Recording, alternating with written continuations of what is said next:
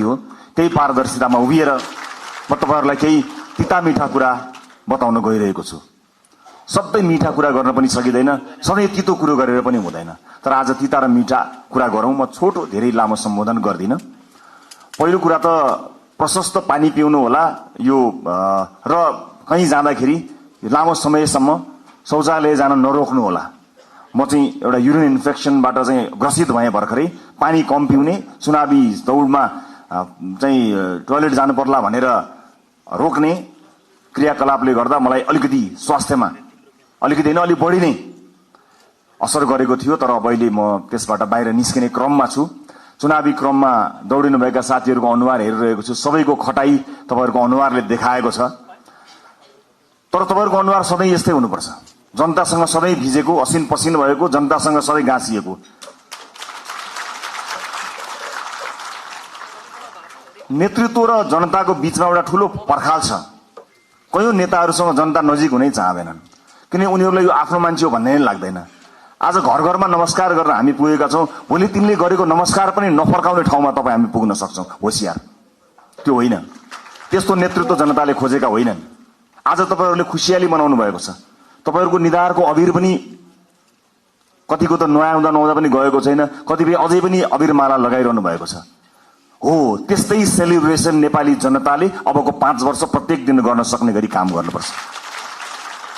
तपाईको परिवार कति खुसी हुनु भएको छ नि, माननीय हुनुभयो भनेर। परिवार, आफन्त, देश विदेशमा ओहो कत्रो सेलिब्रेसन चल्यो होला। केक काट्नुभयो होला, दियो बाल्नुभयो होला, रातभर रमाइलो गर्नुभयो होला, खानपिन कति रमाइलो गर्नुभयो होला नि। हो, त्यस्तै उत्सव जनताले 5 वर्ष मनाउनुपर्छ। तपाईलाई चुनेकोमा, मलाई चुनेकोमा। त्यो हाम्रो चुनौती हो। यो 5 वर्षलाई सामान्य अन्य चुनावहरूमा चुनिएको जस्तो सोच्नुभयो भने त्यसले अप्ठ्यारो परिस्थिति सृजना गर्छ। आदरणीय साथीहरू, मलाई थाहा छ राजनीति यसै गरी चल्छ भनेर कहीं कतै मानिसहरू त्यही ढंगले दौडधुप पनि मैले गरेको कहीं कतै देखिरहेको छु। राजनीति त्यसै गरी चल्नेवाला छैन। नथिङ, कुनै पनि चीज हिजो जस्तो चल्नेवाला छैन। काँचुली फेर्ने हो, सरलक्कै काँचुली फेर्ने हो। सरलक्कै काँचुली फेर्नका लागि भनेर नेपाली जनताले हामीलाई त्यो अभिमत दिएका हुन्। हामी कानून बनाउन आएका हौं। कानून बनाउने प्रमुख जिम्मेवारी तपाईहरुको काँधमा नेपाली जनताले दिएका हुन्। उनलाई थाहा छैन त्यो कानून फेरेर उनको घरको बाटो बन्छ, उनको धारामा पानी आउँछ, बिजुली आउँछ, इन्टरनेट चल्छ, उनलाई थाहा छैन। तर तपाईलाई थाहा हुनुपर्छ कुन धाराले कहाँ अड्काएको छ मान्छेको घरमा धारा आउनु। तपाईलाई थाहा हुनुपर्छ, अध्ययन गर्नुपर्ने हुन्छ। त्यसकारण यसपटक यो शक्तिको दौडधुप यताउता यसलाई भनेर हुन्छ कि उल्ला भनेर हुन्छ कि यसो भेटेर गएर फोटो खिचेर हुन्छ कि यो पसल बन्द गर्नु होला साथीहरू। म आज अलिकति तितो कुरा गरिरहेको छु तपाईहरुलाई। एज अ ल मेकर, कानून निर्माताका रूपमा तपाईहरुको जिम्मेवारी, हाम्रो जिम्मेवारी अत्यन्त गहन छ। कयौं पछिल्लो परिवर्तन संविधान कार्यान्वयन हुनका लागि समेत कानूनहरू बन्न सकेका छैनन्। संविधान निर्माण भएको यति लामो समय हुँदा समेत विभिन्न बाधा अडचनहरू भए। तर नेपाली जनताले अब हामीलाई कुनै बहाना बनाउन नपाउने गरी दिल खोलेर स्पष्ट र लगभग 2/3 बहुमत दिएका छन्। अब केको बाधा, अब केले अड्काउँछ हामीलाई? अब अड्काउने भनेको तपाई हाम्रो नियतले मात्रै हो। र अर्को कुरा, धेरै लामो अनुभव त मेरो राजनीतिमा रहेन। जति समय राजनीतिमा रहे सबैभरि विभिन्न किसिमका प्रहारहरूको सामना गर्नु पर्यो। यो पार्टी जन्मेदेखि यसमाथि प्रहार भयो। पार्टीको नाममा मुद्दा चल्यो। यो पार्टीलाई जन्मैदेखि कुल्चने कोसिस भयो, बचाउँदै लिएर आउन सक्यौं। यो पार्टीको चुनाव चिन्हमा मुद्दा चल्यो। यो पार्टीको चुनाव चिन्ह नै भत्काइदिने गरी प्रहारहरू भए स्थापित राजनीतिक दलहरूबाट, विभिन्न स्वार्थ समूहबाट, विभिन्न शक्ति समूहबाट जोगाएर ल्यायौं। हामीले घण्टी बचायौं, किनकि नेपाली जनताको लागि घण्टी बचाउनु पर्थ्यो, घण्टी बजाउनु पर्थ्यो। सजिलो थिएन। यो देशका सम्पूर्ण शक्तिहरू एक ठाउँमा उभिँदा पनि हामीले खुट्टा कमाएनौं, हामी डराएनौं, हामी हल्लिएनौं, किनकि हामीलाई नागरिकको चेतनामाथि विश्वास थियो। एकपटक चुनाव त आओस् न अनि हामी देखाइदिन्छौं भनेर हामीले 84 कोरेका थियौं। नागरिकले सबै हेरेका हुन्छन्, हरेक गतिविधि जनताले हेरेका हुन्छन्। जनताको चेतनालाई कसैले चुनौती दिन्छन्, जनता नै खराब भयो कि भनेर चुनौती दिन्छन्। होइन, यदि त्यस्तो हुन्थ्यो भने अघिल्लो चुनावमा हामीलाई 20-21 सिट होइन एकैपटक 2/3 दिन सक्थे जनताले। तर अघिल्लो चुनावमा जनताले के भने यी नयाँहरूलाई एकपटक हेरौं ताकि यिनीहरू नमात्ने हुन्, त्यति मात्र सिट दिउँ र पुरानाहरूलाई सच्चिने अवसर दिने गरी यिनीहरूलाई पनि निमिटान नपारौं भनेर नागरिकले विवेकपूर्ण ढंगले मतदान गरे। तर नागरिकको त्यो विवेकलाई 2/3 पाएको सरकारले चुनौती दियो। शक्ति प्राप्त गरिसकेपछि आँखामा जुन पट्टी आउँछ, अब त्यो पट्टी हामीले खोल्न सक्नुपर्छ। नत्र पुराना राजनीतिक दललाई नेपाली जनताले 34, 35, 36 वर्षमा कुरे, तपाईँ हामीलाई 36 महिना 36 दिन पनि कुर्नेवाला छैनन्। यो कुरा निर्धक्क हुनु होला, किनकि जनता अब्बल चेतनामा आएको छ। अब कानून निर्माताका रूपमा अब तपाईहरुको दौड स्वार्थ समूहहरूको घर घरमा होइन। गुट बनाएर कांग्रेस एमालेलाई जितिँदैन साथी हो, कुनै गुट बनाउनु पर्दैन। घण्टीका मुनि सबै हटाउन सक्छौं, घण्टीसँग त्यति धेरै ताकत छ, कहीँ गुट बनाउनु पर्दैन। र आफ्नो पोजिसन के हुन्छ, म कहाँ हुन्छु, मलाई के हुन्छ, पार्टीमा मेरो हैसियत के हुन्छ, संसदमा मेरो हैसियत के हुन्छ, सरकारमा मेरो हैसियत के हुन्छ, यो म केन्द्रित राजनीतिबाट बाहिर उठ्न सकिएन र देश केन्द्रित राजनीति गर्न सकिएन भने हाम्रो अभिगत पुराना राजनीतिक दलका नेताहरू भन्दा पनि बत्तर अभिगत हुन्छ। यो कुरा म तपाईलाई डे 1 मा बताउन गइरहेको छु। त्यसकारणले आफूलाई सेन्टरमा राख्ने होइन। राजनीति आजसम्म त्यस्तै भयो, सहमति त गर्ने, राष्ट्रिय सहमति गरे जस्तो भन्दै, राजनीतिक सहमति गरेको छ भन्दै, विभिन्न सहमतिहरूमा नेताहरूले आफआफ्नो ठाउँ सुरक्षित राखे, पार्टीहरूले आफआफ्नो ठाउँ सुरक्षित राखे। तर देशलाई सुरक्षित राख्ने हो कि होइन, देशलाई केन्द्रमा राखियो कि राखिएन, त्यो महत्त्वपूर्ण कुरा हो। यतिखेर देश केन्द्रमा छ, देशले देखेको सपना हामीले पूरा गर्ने हो। तपाईको र मेरो मन्त्री प्रधानमन्त्री बन्ने सपनाको भारी यो देशले, यो समाजले बोक्दैन। मेरो सपनाको भारी बोक्नको लागि यो समाज बाध्य छैन, तर यो समाजको सपनाको भारी तपाईँ हामीले बोक्ने हो। त्यसका लागि तपाईँ हामीलाई मत दिएर पठाएका हुन्। सामान्य कुरा होइन। यहाँ शहीदकी आमा छिन्, ध्यान दिनु होला। कुनै पनि बिचौलियासँग साँठगाँठ गर्नुभन्दा, एक कप चिया खानुभन्दा अगाडि, उसको एक घुटको पानी खानुभन्दा अगाडि शहीदकी आमालाई सम्झिनु होला। आफ्नो छोरो चढाएर संसद छिरेकी छिन् शहीदकी आमा। सामान्य कुरा होइन। देशमा बिचौलियागिरी बिगबिगी छ। मैले छोटो समयको राजनीतिमा जुन देखेँ त्यो अनुभव तपाईलाई सुनाउँदैछु। तपाईहरुलाई विचलित बनाउन, तपाईलाई प्रभावित बनाउनको निमित्त मानिसहरू दौडन्छन्। देशको परिस्थिति यस्तो छ कि सरकार बनेको बेलुकाबाट एउटा समूह सरकार ढाल्न सक्रिय रहन्छ। बनेको दिनबाट प्रत्येक पटक हामीले अभूतपूर्व जनमत प्राप्त गरेका छौं। त्यो अभूतपूर्व जनमत प्राप्त गरेसँगै अब यिनीहरू बीच फाटो ल्याउन सकिन्छ कि भनेर ठाउँ ठाउँबाट प्रयास भएको तपाईहरु हेर्नुहुन्छ होला नि। समाचार भित्रका नियतहरू पनि हेर्न सकिन्छ नि कहिलेकाहीँ त। त्यस्ता ठाउँबाट हामी बच्नुपर्छ। हामीलाई फुटाउने, हामीलाई गिराउने, हामीलाई गरद गराउनेहरूको बिगबिगी छ। हामी विरुद्ध पनि त धेरै मत आएको छ नि, लाखौं भोट छ नि जसले हामीलाई भोट दिएनन्। अन्य विभिन्न नेताहरू छन्। प्रतिपक्षीको कमी रहँदैन, विरोधीहरूको कमी रहँदैन। फरक यति हो कि हामी कति बलियो छौं। आफू बलियो हुनुपर्छ, अरूलाई दोष लगाएर अर्काले फुटायो, अर्काले शक्ति गर्यो, विदेशीको चाल, उसको चाल, यसको चाल, यस्ता शब्दहरूलाई अब हामीले मेटाउनु पर्छ। यो कसैको चाल होइन। हामी मिल्न सकेनौं भने, हामी स्वार्थको बन्दी बन्यौं भने मात्रै समस्या पर्ने हो। विभिन्न राजनीतिक पृष्ठभूमिबाट रासोपा आउनुभएका साथीहरूलाई मेरो स्वागत छ। तपाईहरुले कहीँ कतै हेजिटेसन भन्छ नि, कहीँ कतै तपाईले लघुतावास राख्नै पर्दैन। मलाई पुरानो पार्टी भन्छन् कि अथवा पुरानो पार्टीहरूलाई गाली गर्दा मैले अनुहार रातो पार्नुपर्छ कि केही पनि भन्न पर्दैन। हृदय ठूलो पारेर हामीले तपाईहरुलाई स्वागत गरेका छौं। खाली यति हो कि पुरानो प्रवृत्तिबाट तपाई टकटकिएर आउनुपर्ने हुन्छ। किनकि देश त्यस्तो अवस्था गरी नचलोस् भनेर कलिला भाइ बहिनीहरूले रगत बगाएका हुन्। हामीमाथि ऐतिहासिक जिम्मेवारी छ। यो 5 वर्ष नियमित रूपमा आएको चुनाव होइन, यो त शहीदहरूले रगत बगाएर आएको चुनाव हो। यहाँ जथाभावी अभिव्यक्ति दिने, यसलाई मनोरञ्जनको विषय बनाउने र हल्का खुलफुलका रूपमा प्रस्तुत हुने छुट कसैलाई पनि छैन, मलाई पनि छैन। हामी देखिरहेका छौं, तपाईँ हाम्रा गतिविधिहरू नागरिकले हेरिरहेका छन्। भोट दिएका जनताको शिर झुक्ने काम कसैको कुनै अभिव्यक्तिबाट, कुनै क्रियाकलापबाट हुनु हुँदैन। प्रत्येक भोटको इज्जत हुनुपर्छ। हो, सञ्चार माध्यममा बोल्न रमाइलो लाग्छ, आफ्नो बारेमा समाचार आउँदा रमाइलो लाग्छ, आफ्नो बारेमा वाहवाही हुँदा रमाइलो लाग्छ। सञ्चारकर्मी साथीहरू पनि यही समाजका साथीहरू हुन्, उनीहरू मित्र हुन्। उनीहरूले कहिलेकाहीँ आफ्नो पक्षमा राम्रा कुरा लेखिदिँदाखेरि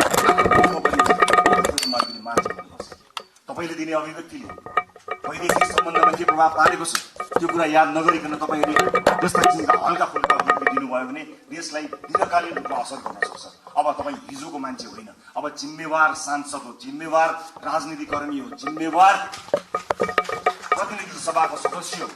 त्यसकारणले भूमिका परिवर्तन भएको छ। होइन जो कोहीलाई अझै पनि म अभियन्तै हुँ भन्ने लाग्छ, अझै पनि पुरानो पेसाकर्मी हुँ जस्तो लाग्छ, जो कोहीलाई म हिजोकै जस्तै भनौँ न यदि जिम्मेवार नभए पनि सार्वजनिक अभिव्यक्ति जस्तो दिन्छु त्यस्तै दिन्छु जस्तो लाग्छ भने you are more than welcome to lead this firm. तपाईँहरू सांसदको भूमिकाबाट बाहिर जान सक्नुहुन्छ, केही पनि फरक पर्दैन। तर होइन, अब म जिम्मेवार हुँ, अब मेरो भूमिका फेरिएको छ। यो देशका कानुनहरू मैले फेर्नु पर्नेछ, कानुनहरूमा संशोधन ल्याउनु पर्नेछ, नयाँ कानुनहरू ल्याउनु पर्नेछ। मलाई मत दिएका जनताको घर घरमा खुसियाली आउनु पर्नेछ र मलाई मत दिएका जनताको चुलो बोल्नु पर्नेछ। मलाई मत दिएका जनतालाई प्रभाव पर्नु पर्नेछ। उनीहरूले मैले जस्तै अस्पतालमा उपचार गर्न जाँदा बेड पाउनुपर्छ, कसैको फोर्स बिना भन्ने कुराको महसुस तपाईँलाई हुनुपर्छ। म तपाईँलाई अनुरोध गर्न चाहन्छु, सक्नुहुन्छ भने सकेसम्म आफूलाई सरकारी अस्पतालमा उपचार गराउनुहोस्। सक्नु भएन, इमर्जेन्सीको बेलामा मैले भनेको छैन, सक्नुहुन्छ सरकारी अस्पतालमा आफूलाई उपचार गराउनुहोस्। सरकारी सेवालाई चुस्त बनाउने हो। जनताका छोराछोरीहरूलाई जुन अप्ठ्यारो पर्छ तपाईँले मात्र सुविधा प्राप्त गर्नु कि जायज होइन। सक्नुहुन्छ भने म बाध्यताकारी तपाईँलाई भन्दिनँ, महसुस गर्न सक्नुपर्छ। र अर्को महत्त्वपूर्ण कुरा म यहाँलाई बताउँछु, रासोपा स्थापना भएको 3.5-4 वर्ष पनि भएको छैन। यस बीचमा हामी विभिन्न पृष्ठभूमिका साथीहरू जोडिएका छौँ। रासोपाभित्र देशको अनुहार छ। अहिले जोडिएका साथीहरू यो देशको अनुहार, यही समाजबाट हामीले प्राप्त गरेका अनुहारहरू हो। हामीभित्र कसैको विवाद पनि होला, कसैको उच्च छवि पनि होला, कसैको सामान्य किसिमको सार्वजनिक जीवन होला, कसैको उच्च किसिमको सार्वजनिक जीवन होला। जे जस्तो भए तापनि एउटा कुरा आज मैले साथीहरूलाई राखेर स्पष्ट के बताउनु पर्छ भने सरकार 2/3 छ, संख्या घट्ला अथवा सरकार बहुमतमा रहन्छ, संख्या घट्ला अल्पमतमा पर्ला भन्ने कुराको परवाह नगरिकन रासोपाले जन्मदेखि आफ्नो विधानमा स्थापित गरेको राइट टु रिकलको व्यवस्थालाई यसपटक कडाइका साथ लागू गर्नेछ।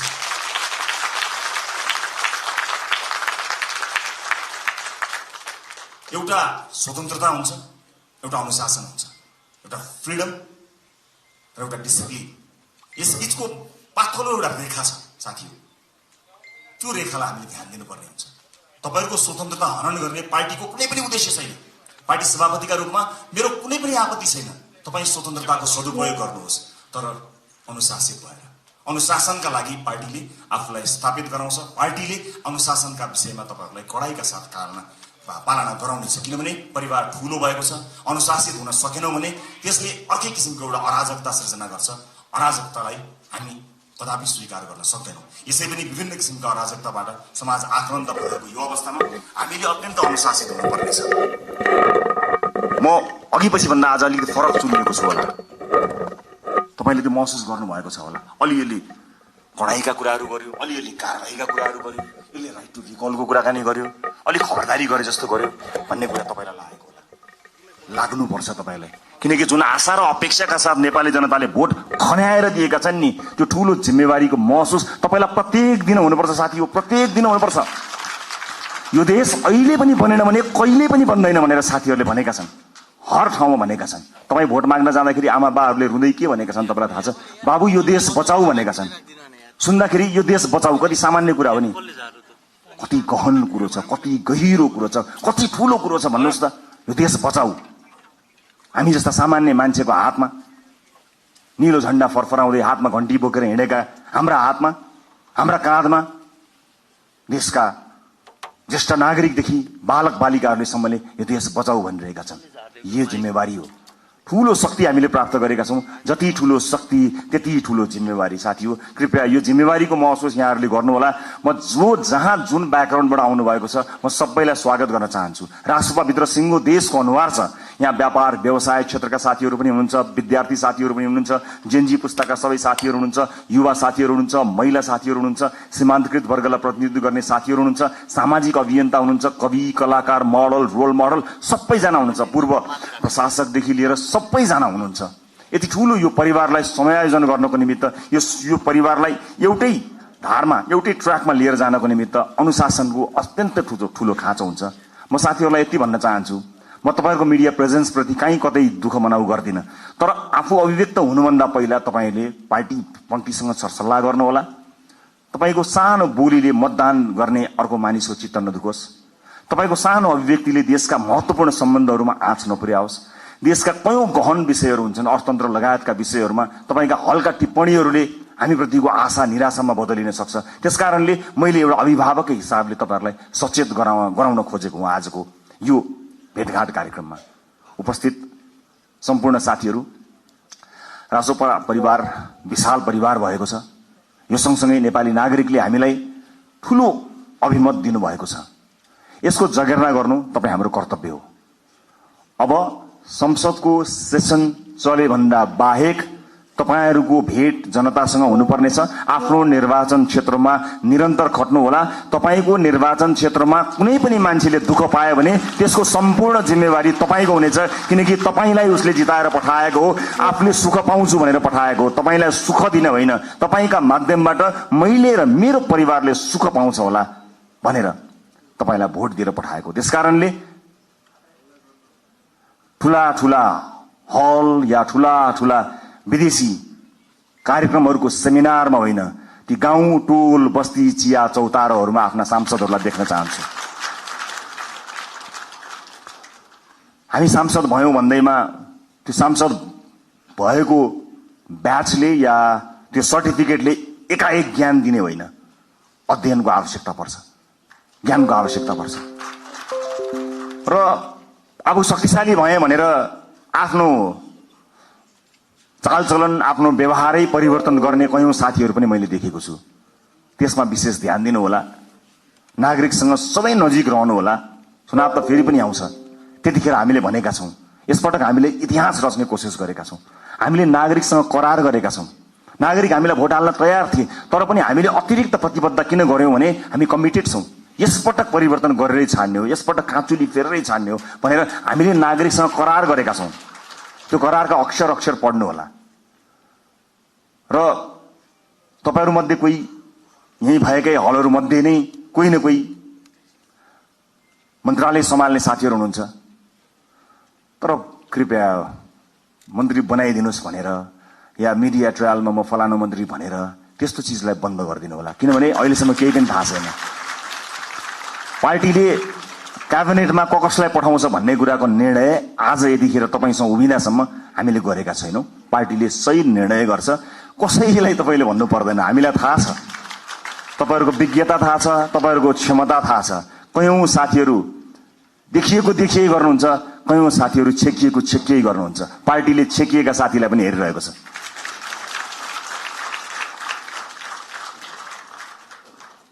कहिलेकाहीँ कसैले जति देखाउँछु भने पनि देखिँदैन, कसैले लुकाउँदा पनि देखिन्छ। क्षमता भन्ने कुरा त्यस्तो हुन्छ। त्यसकारणले कतिपय अलि बढी चर्चामा आएका साथीहरु र चर्चामा आउन नपाएका साथीहरु सबैलाई पार्टीले हेरेको छ। कयौं विषयका विज्ञ साथीहरु हुनुहुन्छ। म सञ्चारकर्मी साथीहरुलाई के पनि अनुरोध गर्न चाहन्छु भने सार्वजनिक चासो र सार्वजनिक छविमा आइसकेका भन्दा पनि रासोपा भित्रका 101 विज्ञ साथीहरु यो हल भित्र हुनुहुन्छ। अलिकति क्यामेरालाई फोकस गर्नुभयो, अलिकति tilt down, tilt up, left right गर्नुभयो भने यो हल भित्र 101 विज्ञ साथीहरु हुनुहुन्छ है साथी हो। त्यसकारणले आम नागरिकलाई ती साथीहरु बारे पनि जानकारी दिदिनु होला है। चलेका, देखिएका, सुनिएका साथीहरु त छँदै हुनुहुन्छ, त्यहाँतिर पनि अलिकति ध्यान दिनुहोस् ताकि नागरिकले थाहा पाउन् कि रासोपा भित्र यस्ता मान्छेहरु पनि रहेछन् भन्ने कुरा। यो मेरो सञ्चारकर्मी साथीहरुको उल्लेख्य उपस्थिति भएको हुनाले मेरो विनम्रतापूर्वक यहाँहरुलाई गरिएको अनुरोध हो। अब म लगभग आफ्नो भनाइको अन्त्यतिर आएको छु। उपस्थित साथीहरु, चुनावमा हामीले अत्यन्त दुःख गर्यौं। तपाईहरुले मेहनत गर्नुभयो, परिश्रम गर्नुभयो।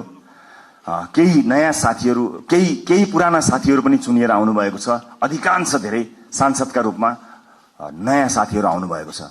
स्वाभाविक रूपमा के होला, कसो होला, कस्तो होला भन्ने कुरा तपाईलाई लागेकै हुनुपर्दछ। चुनावका बेलामा जुन मेहनत तपाईले गर्नुभयो त्यो खटाइका हिसाबले त्यो मेहनत सायद नपर्ला, तर सोचाइका हिसाबले, पढाइका हिसाबले, अध्ययनका हिसाबले, रिसर्चका हिसाबले त्योभन्दा कम मेहनत गरेर चाहिँ परिवर्तन आउन सक्दैन। त्यसकारणले तपाईहरुको काँधमा अत्यन्तै ठूलो जिम्मेवारी आइपरेको छ। यसको महसुस गर्नु होला। म फेरि पनि दोहोर्याएर भन्न चाहन्छु, संसारको कुनै पनि देशले बिरलै पाउने यो अवसर तपाईँ हामीले प्राप्त गरेका छौँ। आफ्नो देशको इतिहास आफ्नै हातले लेख्ने यो अवसर हामीले प्राप्त गरेका छौँ। भोट माग्दा हामीले आम जनतालाई के भनेका थियौँ भने यसपटक तपाईँले आफ्नो भाग्य आफ्नै हातले लेख्ने हो, इतिहास रच्ने हो 21 गते भनेर हामी सबैले भनेका हौँ। विभिन्न ठाउँमा विभिन्न साथीहरूसँग भेटघाट गर्दा म आफै पनि पुगेको र तपाईँहरूको हात समातेर भनेको म सम्झन्छु। हामीले भनेका थियौँ यसपटक आफ्नो हातले आफै इतिहास लेख्ने हो। आज म तपाईँलाई यो हलभित्र भनिरहेको छु, साथी हो, यो देशको भविष्य कस्तो लेख्ने तपाईँको हातमा छ, मात्र तपाईँको हातमा छ, अरू कसैको हातमा छैन। जनताले दिए तपाईँलाई, ल लेखा हाम्रो भविष्य, ल रोका हाम्रा छोराछोरीलाई विदेश जानबाट, ल सृजना गर रोजगारी, ल बनाऊ बाटोघाटो, ल पुर्याऊ बिजुली, देऊ शिक्षा, देऊ स्वास्थ्य। जनताले आफ्नो गर्ने काम गरे, तपाईँको काँधमा आएको छ। यसबाट एकदमै धेरै रमाइलो यसलाई लिएर यसलाई चाहिँ उत्सवका रूपमा भन्दा पनि जिम्मेवारीको रूपमा काम गर्नुपर्ने यो गहन बेला तपाईँहरूको काँधमा आइपरेको छ। त्यसैले म सबैलाई यसको महसुस गर्नको निमित्त हार्दिक अनुरोध गर्न चाहन्छु। म फेरि पनि भन्छु, यो सामान्य परिस्थितिले आएको होइन। भाइ बहिनीहरूले, ससाना भाइहरूले आफ्नो रगत बगाएर ल्याएको यो परिवर्तनलाई संस्थागत गरेर अर्को निर्वाचनमा कुनै पनि उम्मेदवारले भोट माग्न जान नपरोस्, हाम्रो काम बोलोस् भन्ने हेतुले तपाईँहरूले काम गर्नुहुनेछ। नजानेको कुरा सिक्नका लागि कहिले पनि अप्ठ्यारो मान्न पर्दैन। मैले अघि नै भने, हामीले सांसदको लोगो लगाउने बित्तिकै, हामी सांसदको कुर्सीमा बस्ने बित्तिकै या संसद भवन छिर्ने बित्तिकै ज्ञान ओइरिएर हामी कहाँ आउने होइन। फेरि पनि मेहनत गर्नुपर्छ, फेरि पनि परिश्रम गर्नुपर्ने हुन्छ। कहाँ कहाँ समस्या परेका छन् त्यसबारे ध्यान दिनुपर्ने हुन्छ। मलाई आशा छ यति प्रबुद्ध, यति क्षमतावान, यति युवा, यति समावेशी, यति धेरै साथीहरू एक ठाउँमा उभिँदा पनि यो देश बन्दैन भने, यति साथीहरू मिलेर पनि बनाउन सकिएन भने कसले बनाउन सक्ला? सक्छौँ, हामी गर्छौँ, हामी सक्छौँ र हामी गर्छौँ। अन्त्यमा यो देशको सबैभन्दा ठूलो समस्या मैले देखेको सामाजिक न्याय हो। सामाजिक न्यायका लागि लड्नुपर्ने हुन्छ। आम मानिसको आँखाले देख्ने विकास भनेको भौतिक पूर्वाधारको विकास हुन सक्दछ। ठूला ठूला बिल्डिङ, चिल्ला सडकहरू विकासका सूचक हुन सक्दछन्। मलाई सोध्नुहुन्छ भने मेरा लागि विकासको सूचक भनेको सामाजिक न्याय हो, सोसियल जस्टिस। जुन समाजमा न्याय छैन, जुन समाजमा विभेद छ, त्यो समाज मान्छे बस्ने समाज होइन। मान्छे बस्ने समाजका लागि हामीले मान्छे बस्ने समाज जस्तो बनाउनु पर्ने हुन्छ। सामाजिक न्यायका लागि अब तपाईँ हामीले पैरवी गर्नुपर्ने हुन्छ। रासोपाले चाहेर पनि कयौं साथीहरूलाई जोड्न सकेन। हामी समावेशी हुन चाहन्थ्यौं। हुन त तुलनात्मक रूपमा रासोपाले अन्य राजनीतिक दल भन्दा धेरै महिला साथीहरूलाई उठायो, तर यो पर्याप्त होइन। म दुःखका साथ क्षमा याचना गर्दै भन्छु, हाम्रो पार्टीभित्र राई लिम्बू समुदायको प्रतिनिधित्व यो पालि प्रतिनिधित्व सभामा हुन सकेन। सभापतिका हिसाबले म क्षमा माग्न चाहन्छु र म विश्वासका साथ भन्न चाहन्छु आगामी दिनमा समावेशिताको यो महत्त्वपूर्ण कडीलाई प्राथमिकताका साथ अगाडि राखेर अगाडि बढ्नेछौँ, म विश्वास दिलाउन चाहन्छु। यही हलबाट तपाईँहरू भोलि मन्त्रीका रूपमा आसीन रहनुहोला। म तपाईँलाई स्पष्ट पार्न चाहन्छु, तपाईँले शक्ति आर्जन गरेर भोलि बजेटमा आफ्नो क्षेत्रमा बजेट सोरेर लानुभयो, कर्णालीलाई रुवाउनु भयो, मधेसलाई रुवाउनु भयो, सुदूरपश्चिमलाई रुवाउनु भयो भने त्यो विकास होइन। सिङ्गो देश विकास हुँदा चितवन अविकसित हुँदैन, मलाई थाहा छ। त्यसकारणले हाम्रो ध्यान सिङ्गो देशको विकासमा जाने हो, क्षेत्रगत कुरामा होइन। यद्यपि कतिपय क्षेत्रहरू अत्यन्त संवेदनशील हुन्छन्, कतिपय चिजहरू महत्त्वपूर्ण हुन्छन्। जिल्लामा कतिवटा पुल बने, मैले कतिवटा पुल लिएर गएँ, मैले कति किलोमिटर बाटो आफ्नो क्षेत्रमा पिच गरेँ भन्ने कुराले तपाईँलाई कीर्तिमानी बनाउँदैन। मैले अघि भने जस्तै कर्णालीमा बाटो पुग्यो कि पुगेन, कर्णालीमा अस्पताल बन्यो कि बनेन, कर्णालीमा सुत्केरी आमाले बाटोमा मृत्युवरण गर्न पर्यो कि परेन, मधेसमा भित्री मधेसमा शिक्षाको उज्यालो पुग्यो कि पुगेन, स्वच्छ खानेपानी पुग्यो कि पुगेन, बालबालिकाहरूले पोषण पाए कि पाएनन्। विकासको सूचक यो हो। तपाईँ हामीले सोचेको विकास यही हुनुपर्नेछ। अर्को पटक मैले चुनावमा बाटो लगिन भने, मैले अर्को पटक चुनाव जित्दिन भनेर तपाईँ आजदेखि लाग्नुभयो भने मैले फेरि पनि राइट टु रिकलको व्यवस्थाको बारेमा सम्झना गराउनु पर्ने हुनेछ। साथी हो, एउटा चुनावबाट अर्को चुनावका लागि होइन, एउटा पुस्ताबाट अर्को पुस्ताका लागि लडेका हौ हामी। अर्को चुनाव जितौँ नजितौँ त्यो सरकारको विषय भएन, तर अर्को पुस्ताले हार्नु हुँदैन साथी हो। धेरै पुस्ताले हारिसकेपछि हामी एउटा आशा, अपेक्षा, को दियो बाल्न सफल भएका छौं। यसलाई निभ्न नदिनु होला। सभापतिका रूपमा म तपाईहरुसँग सँगै सधैँ छु। म लोकतान्त्रिक पद्धतिलाई विश्वास गर्छु। वर्तमान व्यवस्था, वर्तमान संविधानप्रति प्रतिबद्ध छु। शासकीय स्वरूपमा सामर्थ्य पुग्दा केही न केही सुधार चाहिएको छ भन्ने कुराको हामीलाई हेक्का छ। तर वर्तमान व्यवस्था, वर्तमान परिवर्तन, वर्तमान संविधानप्रति हाम्रो प्रतिबद्धता डगमगाएको छैन, डगमगाउनेवाला पनि छैन र यहाँहरूले पनि त्यसलाई डगमगाउन दिनुहुने छैन भन्ने मैले विश्वास लिएको छु। इतिहास रचनामा एउटा मान्छे, एउटा नेताको हात हुँदैन, एउटा पार्टीको हात हुँदैन। इतिहासको कालखण्डदेखि यहाँसम्म विभिन्न पुराना राजनीतिक दल र नेताहरूले त्याग र तपस्या गरेर आज हामीलाई यो दिन ल्याउनु भएको छ। उहाँहरूका कयौं व्यक्तित्वहरूप्रति हाम्रो प्रश्न हो, तर इतिहासले उहाँहरूले दिनुभएको योगदानलाई नजरअन्दाज गर्ने, त्यसलाई अपमानित गर्ने हक हामी कसैलाई पनि छैन। म ससम्मान इतिहासमा उहाँहरूले दिनुभएको योगदानका लागि उहाँहरू सबैलाई स्मरण गर्न चाहन्छु। पुराना राजनीतिक दल, पुराना सम्पूर्ण नेतागणहरूलाई म यही मञ्चबाट धन्यवाद दिन चाहन्छु र म यति भन्न चाहन्छु, इतिहास तपाईले लेख्नुभयो, भविष्य हामी बनाउँछौं। हाम्रा अभिव्यक्तिहरूमा कुनै पनि राजनीतिक दल र विपक्षीहरूप्रति कटाक्ष भयो भने त्यो अनर्थ हुन जानेछ। आज विजयको उन्मादमा हाम्रा समर्थक साथीहरूले विजयी भएका कारण, अत्यधिक मत आएका कारण विपक्षीहरूप्रति विभिन्न माध्यमहरूमा, सञ्चार माध्यम लगायत सार्वजनिक माध्यमहरूमा जुन ढंगले अभिव्यक्ति दिइरहनु भएको कता कता देखिएको छ, त्यो कदापि स्वीकार्य छैन। विजेता हुनुको अर्थ जिम्मेवार हुनु हो। विजेता हुनुको अर्थ छाडा हुनु होइन। विजेता हुनुको अर्थ विपक्षीहरूलाई कटाक्ष गर्ने अधिकार प्राप्त गर्नु होइन। त्यो लोकतन्त्रको चरित्र होइन। त्यसकारणले हामीलाई माथि धेरै आरोप लागेको छ। आज तपाईहरु सबैलाई साक्षी राखेर म यो आरोपलाई खण्डन गर्ने जिम्मेवारी तपाईहरुको काँधमा पनि बाँड्न चाहन्छु कि रासोपालाई प्राय अराजक छन्, रासोपा समर्थकहरू अत्यन्त धेरै असहिष्णु छन्, सामाजिक सञ्जालमा गाली गलोजमा उत्रन्छन्, व्यक्तिगत गाली गलोजमा उत्रन्छन्, छुनै हुँदैन, बोल्नै हुँदैन, गाली गरिहाल्छन्। त्यस किसिमको एउटा छवि बनेको छ। म सम्पूर्ण समर्थक साथीहरूलाई बताउन चाहन्छु, अब त्यसबाट बाहिर निस्कनुपर्छ। रासोपाले प्रशिक्षण गर्न पाएको छैन। 3 वर्षमा आक्रमण झेल्दै आएको रासोपाले आफ्ना सदस्य साथीहरूलाई राम्रोसँग प्रशिक्षित गर्न पाएको छैन। तर यही समाजका पात्रहरू भएको हुनाले तपाईले समाजका विभिन्न तह र तबकामा लिनुभएको प्रशिक्षणले तपाईको व्यक्तिगत आचरणलाई देखाउँछ। त्यसकारणले सम्पूर्ण रासोपा समर्थक साथीहरूलाई म जिम्मेवार भएर अभिव्यक्त हुन सामाजिक सञ्जाल, सामाजिक प्लेटफर्महरूमा, सार्वजनिक प्लेटफर्महरूमा अत्यन्त जिम्मेवार भएर प्रस्तुत हुनको लागि अनुरोध गर्न चाहन्छु। यो रासोपाले जितेको होइन, यो देशले जितेको हो। हामीले प्रमाणित गर्नुपर्नेछ।